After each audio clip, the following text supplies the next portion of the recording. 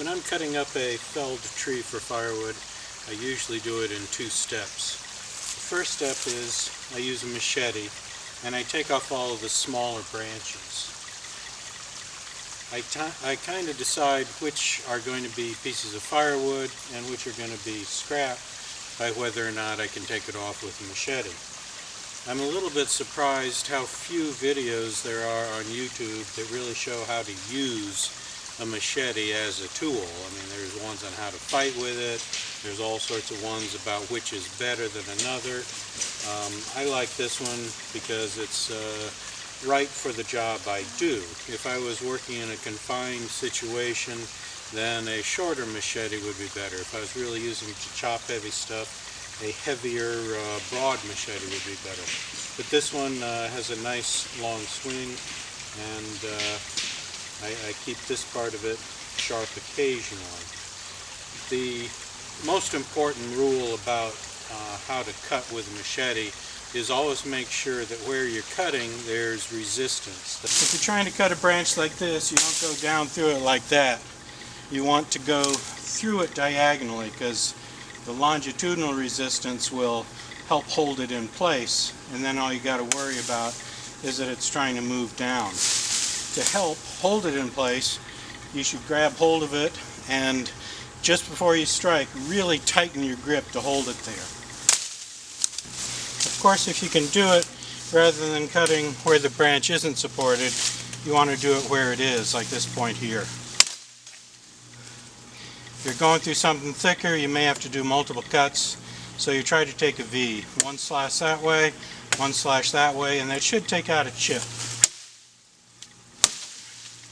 And then you have much narrower wood to go through, and you can get through it easily.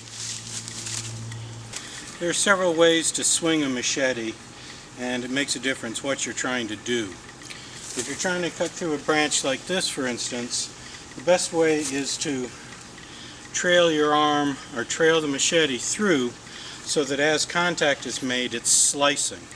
When you're going through something real thick, then you can extend your wrist down so that you're actually chopping. But in this case, to get through something like this, we want our arm to lead and the machete to trail, like that. So you get a nice clean slicing of it rather than a chopping. Another trick that can be quite useful when you have the opportunity is to predispose the branch to cutting. And what you can do is you push down on the branch or whatever to bend it, and that way the top of what you're going for will already be in tension and it will cut easier. Now, I'm probably not going to get through this on one swing, but I should get deeper than I would otherwise.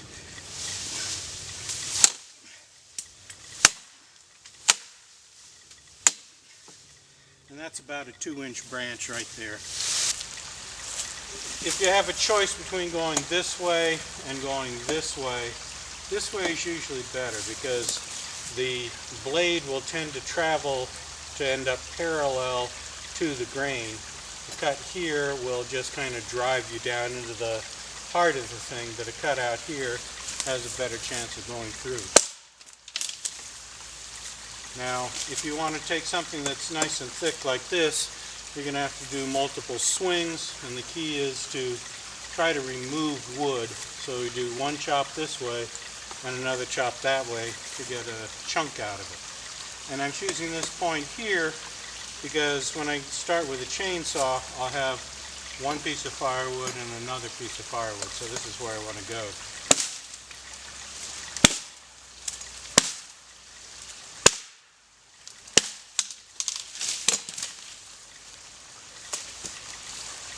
A lot of these smaller ones just come in right next to the trunk. And you can see it's fairly easy to do the small ones with a machete. Here's one other tip that I find useful on my trail work when I want to cut off some of the epicormic growth coming out of a trunk, but I don't want to damage the main tree. I just want to get the smaller limbs off that are blocking the path. And the trick is to tilt your blade a little bit out from the piece you're trying to cut off of and slide down it. That way you can make sure you're hitting in about the right place without doing any damage to the stuff you want to keep alive. You just are grazing off of it and you're not doing any damage to it. Another cut that can be useful is one that you may not get to use very often in work like this, but if you're doing trail work it can come in quite handy. And that is to take a branch that you can't conveniently reach the base of where it ties into the major branch, and just take it and simply bend it, push it down against a firm object such as another major branch or the trunk of a tree, and that makes it easy because it's well backed and you can cut right through it. A couple of things about safety. I don't have a lanyard on this. I think they're generally a good idea because I've probably twice a year managed to swing, and either because things have gotten wet or because I've grown tired, I've ended up slinging the machete 15 feet or so, and you don't want to be around other people when that happens. If you've got a lanyard around your wrist to keep that thing from flying, that's a good idea. Another thing is, given a choice, you should try to do your cutting on the opposite side of the main branch. In other words, here, if I cut like that, I've got a chance of it hitting into my leg. If I'm on the other side of the branch, then there's no risk of that. There you see I did hit my leg, but I've got the heavy boots on, so it didn't cause any injury. That's the preferred way of going after a branch like that. And there you see the problem: when you're going that way, you stand a chance of ending up down in the main part of the branch. Some of you may have noticed this notch in the top of my machete. That was one that I put there. I cut it out deliberately because I'm getting old, I don't like to bend over, and so very frequently I use it to pick up some of the branches that I've cut. Just makes a convenient little handle to help with the transport. So that's useful so you don't have to bend over.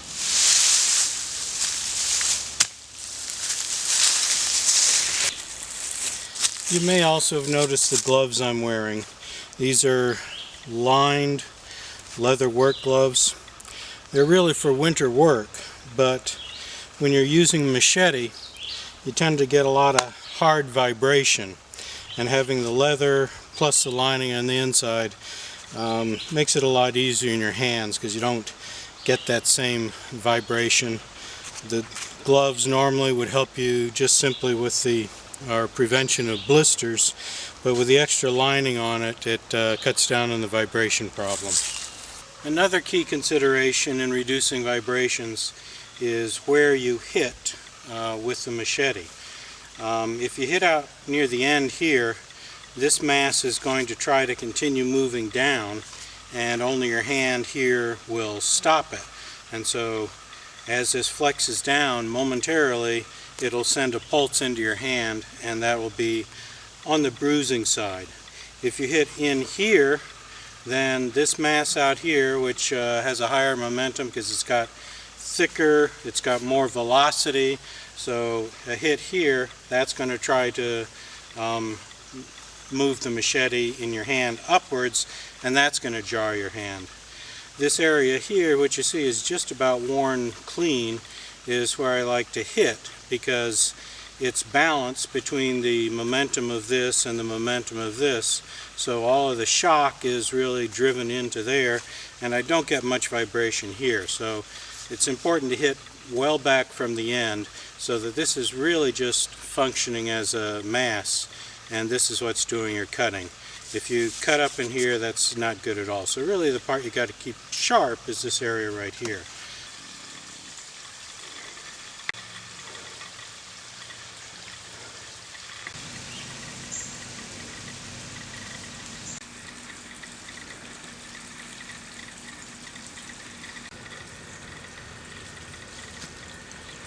The machete is primarily for use on green woods, stuff that hasn't dried out and hardened. If you need to be working with dried dead woods, then a saw will be a better choice. You can still take it with a machete, but a saw would be better for you. Now there are some machetes on the market that have saws on the back of them, but I would advise you against buying one of those. They may look neat, but if you're going to be someplace where a saw is available, then don't buy a machete with a saw blade on the back of it. It should be solely for those cases where you need a machete and a saw and you can't have both.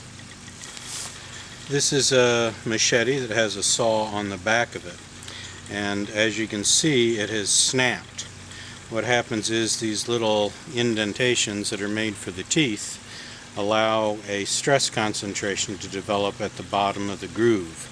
And in this case, when I took it and chopped down into something, the blade followed the grain and twisted, and that caused the end to flex down, and it caused it to get a high concentration of stress right at the bottom of the groove, and it snapped through. So I'd actually strongly advise you against buying machetes that have teeth on the back of them. I've removed everything I can conveniently reach with a machete. So tomorrow we'll start a video on chainsaw and tips for rendering a tree with a chainsaw. There's certainly a lot of videos of chainsaw use. This one will just have a few of the simple tips that sometimes don't get put on other videos. Thank you, and I hope you found this informative, or at the very least, amusing.